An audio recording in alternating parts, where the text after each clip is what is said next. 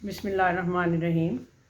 हमारे यहाँ यानी पाकिस्तानी निज़ाम तालीम में मुख्तलिफ़ लेवल्स पर राजिंदर सिंह बेदी शामिल निसाब है और मुख्तलिफ़ औक़ात में इनके अफ़सानों को पढ़ते और पढ़ाते हुए जो उनका तज्ज़िया सामने आया है वो पेश है, इसलिए कि उन स्टूडेंट्स के लिए जिनको इनकी तफसील जानने की ज़रूरत होती है। देखना ये है कि राजिंदर सिंह बेदी अपने अफ़सानों की मखसूस फ़िज़ा, तर्ज़ निगारिश और ख़ुद किरदार निगारी के लिए ख़ुसूसी शोहरत रखते हैं।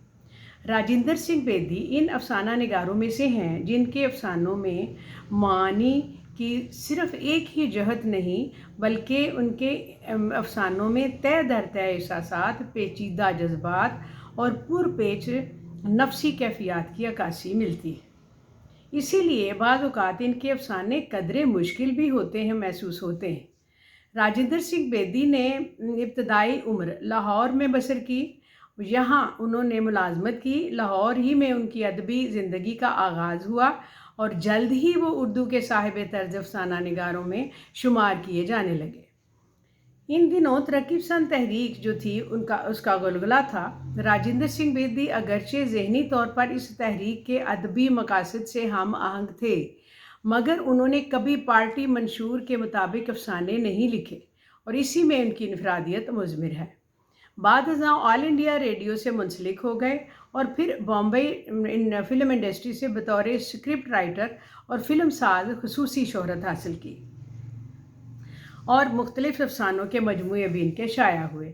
जिस ज़माने में राजिंदर सिंह बेदी ने अफ़साना निगारी का आगाज़ किया, उस वक्त कृष्ण चंद्र, इस्मत चुगताई, सादत हसन मंटो, अहमद नदीम कासमी जैसे अफ़साना निगार और अफ़साने के उफ़क़ को मुनव्वर कर रहे थे और इनकी मौजूदगी में राजिंदर सिंह बेदी को ख़ुद को तस्लीम करवा लेना बहुत बड़ा कारनामा था। यही नहीं, वक्त ने बतौर अफ़साना निगार इनकी मकबूलियत में इजाफ़ा ही किया। चुनाचे इंतकाल के बाद आज भी बेदी का जो अदबी मुकाम और मर्तबा है वो काफ़ी बुलंद है। राजिंदर सिंह बेदी के बारे में हम ये देखेंगे कि वो किस तरह से उन्होंने आगाज़ किया अपनी अफ़साना निगारी का।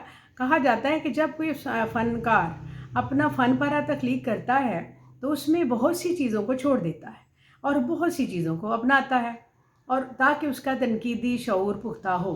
तनकीदी सलाहियत हमेशा इंसान के लाशऊर में परवरिश पाती है और फिर तख्लीकी अमल में मददगार साबित होती है। और मुसन्निफ़ को इल्म होता है कि कौन से जज्बे और एहसासात ज़िंदगी को मुकम्मल और ख़ूबसूरत बनाते हैं और कौन से जज्बे बदसूरत और नामुकम्मल। इस शऊर के बगैर कोई शाहकार मुकम्मल नहीं होता। बेदी साहब का जो ज़माना था, अपने तख्लीकी शऊर से दुनिया को उन्होंने शुरू में ही हैरान कर दिया। वो ऐसे अफ़साना निगार हैं जिनको ना सिर्फ उनकी ज़िंदगी में बल्कि बाद में भी शोहरत हासिल हुई। बेदी के अफ़सानों में बनावट और तकनीक का कोई नया तजुर्बा नज़र नहीं आता। इनके अफ़सानों में प्लॉट, किरदार निगारी और इससे भी बढ़कर इंसानी नफ्सियात को इस तरह बयान किया जाता है कि पढ़ने वाला उनके मुशाहिदे और तजुर्बे पर हैरान होता है। अफ़साने के फ़न पर उनकी गिरफ्त बहुत मजबूत है। कृष्ण चंद्र ने बकौल उन्होंने कहा कि वो खुद एक बहुत बड़े अफ़साना निगार थे। उन्होंने कहा कि कृष्ण चंद्र बेदी जो हैं वो अफ़साना लिखते वक्त भी सोचते हैं, लिखने के दरमियान भी सोचते हैं और मुकम्मल करने के बाद भी सोचते हैं। ये एतराफ़ बेदी के लिए बहुत बड़े एजाज़ की बात थी और अगर हकीकत की निगाह से देखा जाए तो वाकई बेदी अफ़साना लिखने से कबल अफ़साना के मौजू, किरदार, प्लॉट और इख्तिताम पर बहुत सोचते हैं। बेदी की अज़मत और कामयाबी की वजह ज़िंदगी की बारीकियों पर उनकी नज़र, औरत की नफ्सियात का मुशाहिदा है। बेदी के अफ़सानों के मौज़ूआत बहुत मुख्तलिफ़ होते हैं। शहरी ज़िंदगी के साथ साथ उन्होंने देहात की ज़िंदगी पर भी काफ़ी ज़्यादा गौर किया है। मसलन मन की मन में, छोकरी की लौट, दूसरा किनारा, लाजवंती वगैरह। इनके अलावा मतवसत तबके के मसाइल और बेचारगी को जिस अंदाज में उन्होंने पेश किया है, लगता है कि बेदी खुद इस तजर्बे से गुज़रे हैं और गरम कोट और सारगाम के भूखे इसके बेहतरीन मिसाल। इनके अफ़सानों में समाजी तंज़, मुआशरती नाइंसाफ़ी और जायज़ ख़्वाहिशों के लिए तरसने का जो एहसास पाया जाता है, कारी उससे मुतासर हुए बगैर नहीं रह सकता। ان کے افسانہ اپنے دکھ مجھے دے دو، کلیانی اور ببل میں عورت کی نفسیات اور زندگی میں اس کے وجود کی ضرورت کا جو احساس ہمیں ملتا ہے وہ صرف بیدی ہی کا حوصلہ ہے جو اس انداز سے بیان کر پاتے ہیں۔ لمبی لڑکی، کوک جلی، ان تمام افسانوں میں کردار نگاری عروج پر نظر آتی ہے۔ بیدی افسانوں کے فن کے معاملے میں جتنے سنجیدہ تھے، اس کا اندازہ اس بات سے ہوتا ہے کہ انہوں نے کبھی پیسے کے لیے افسانہ نگاری نہیں کی۔ ان کو مہارانی کا تحفہ کے اوپر ادبی دنیا نے انعام بھی دیا، لیکن انہوں نے اس کو اپنے مجموعے میں شامل نہیں کیا۔ بیدی بنیادی طور پر کلاسیکی مزاج رکھتے تھے، اور اس کی بڑی وجہ یہ تھی کہ انہوں نے زیادہ تر ٹالسٹائے، چیخوف، دوستویوسکی، موپسا اور رابندر ناتھ ٹیگور کو پڑھا۔ اسی لیے عمر بھر وہ افسانے کی روایت سے دامن نہیں چھڑا سکے۔ بیدی تجریدی اور علامتی افسانے سے انہیں بڑی سخت چیڑ تھی۔ ان کے یہاں زندگی کے ایسے تجربات جو بہت نازک اور حساس ہوتے ہیں لیکن دیکھنے میں بظاہر معمولی ہوتے ہیں، بے شمار نظر آتے اور کہتے ہیں کہ یہی افسانے تاثیر سے بھرپور ہوتے ہیں۔ ان کے افسانوں کا پہلا جملہ ہی قاری کو چونکا دیتا ہے۔ ترقی پسند ہونے کے باوجود روایت پرست بھی نظر آتے ہیں۔ ہمارے افسانے کے چار بڑے، کرشن چندر، منٹو، اسمنچوتائی اور بیدی ہیں۔ ان سب میں کشادہ دل بیدی ہی ہے، اور اس کا سبق خود انہیں زندگی سے ملا۔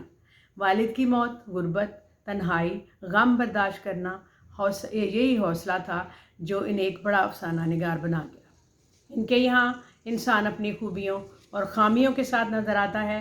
وہ نہایت معمولی انسان کو غیر معمولی بنا دیتے ہیں، جیسے اپنے دکھ مجھے دے دو کہ مدن اور اندو ہے۔ اسی طرح گرم کوٹ کا انسان عین اس معاشرے کا انسان ہے۔